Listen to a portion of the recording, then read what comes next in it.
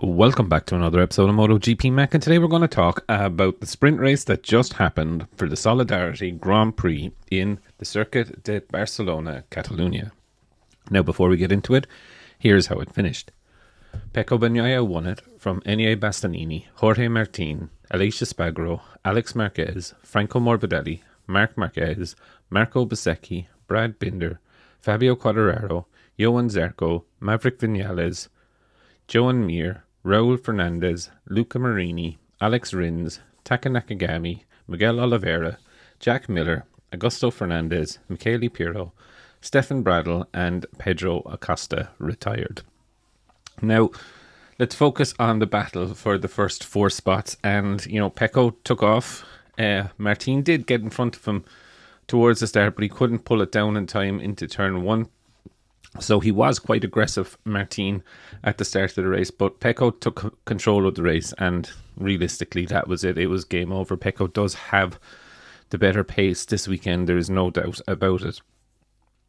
Enea Bastianini, he did a solid race. Himself and Martin were very, very close to each other, within half a second for majority of the sprint race. And on the last lap into turn 5, Enea did pass Jorge Martin in a really good move, risky move, but a good move. But Martin didn't really have an answer. Jorge himself, he did look actually quite good. I thought he would be a little bit more stiff on the bike, but he actually looked quite relaxed. What does he need to become world champion tomorrow? Well, he needs to finish 9th or better to become world champion. Pecco has the gap down to 19 points. So Jorge needs to score 7 points to win the championship. If he scores 6, Pecco will win it on countback of races. Aleix Espargaro, good race from him actually. Did run wide in turn 1, or was pushed wide, I'm not 100% sure.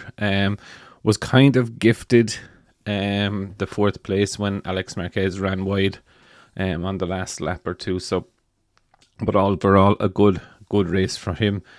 Showed up on his 125 on the cooling down lap too, which was pretty good as it is his last sprint race. Alex Marquez, really, really good out of him. To be fair, he is definitely the fastest of the Marquez brothers this weekend. Does have really good pace, is definitely a threat for tomorrow. Franco Morbidelli, again, okay race. Did go backwards a small bit, but okay, it was an okay race. Marc Marquez just doesn't seem to have the pace this weekend. The bike is just not turning for him. He was on the hard front, soft rear, same as Pecco, Aleix Espargaro, and Alex Marquez. So just doesn't seem to have, or hasn't seemed to click yet for him. Possible it could do tomorrow. He has lost his 3rd place in the championship, so I'm sure he will be hungry to get that back. Marco Bezzecchi, good race from him. Although a little bit, we didn't see much of him on the TV, but it was a close battle between himself, Marc, Binder, and Quartararo. Binder, tough race for KTM. They're not seem to be at the races at all this weekend, except for Acosta. Quartararo had a very good race, top 10. No real business being in there actually. When you look at how far behind Alex Rins was, Quartararo had a great ride. Another really good ride for Johan Zarco. Top 11. Honda is definitely working in the low grip situation. Maverick Vinales is kind of surprised with the pace of Aleix Espargaro. Maverick is so far back, but it is the sprint race and it's not really Maverick's kind of format anyway. Joan Mir is in 13th place, which is a very big surprise for the Hondas, if I'm very honest. Raul Fernandez, again, slowest of, let's say, the fully fit Aprilias, kind of worried for next season. Luca Marini in 15th, again, showing Honda's a stronger form in low grip circuits, if I'm honest. Alex Rins, kind of surprised he's that far back. He's a good 6-7 seconds behind Quartararo, which would be his measuring stick. So not really a great race from Rins. Taka Nakagami in 17th. Not sure what happened with that. Miguel Oliveira as well, not a bad comeback in 18th. Jack Miller seemed to plummet again, but he was not on the softer option. He was actually on the hard front, medium rear, which is a surprise because Jack normally goes the softer options. Augusto Fernandez, again, just riding around, chilling out, to be fair. Michele Pirro won the battle of the test riders, and Stefan Bradl was the last one across the line.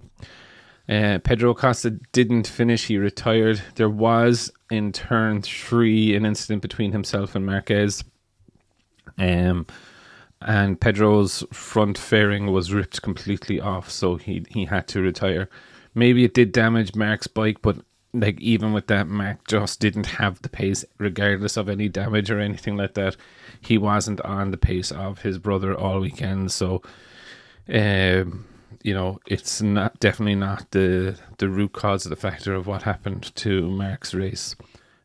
Would it have affected him? Maybe a place or two, but it didn't. It wasn't the root cause of Mark not having pace this weekend. All in all, I thought it was a pretty good sprint. Squeaky bum time continues in tomorrow. Jorge Martin needs to finish 9th or better. Pecco needs to win it. So it's going to be a good one. Can't wait to see what exactly happens. Turn 1 here is always a lottery. We saw it today. Turn 1, turn 2, turn 3, there can always be a little bit of drama. Turn 5, as Pecco found out in the sprint race earlier this season, if you're not concentrating on what you're doing, you can easily tuck the front and crash. With it within a race win points, 25 points on the table, 19 points the difference. It's still open for anyone. Yes, Martin is still the favourite, 100% would be backing that. But what we've learned this season is anything can happen in MotoGP, and it usually does. But I would definitely love to know your thoughts. What did you think of the sprint race? And who was your rider of the day? And for one last final time, Team Pecco or Team Martin? Which one is it? Definitely leave your thoughts in the comments below, and I'll be back again tomorrow with another video.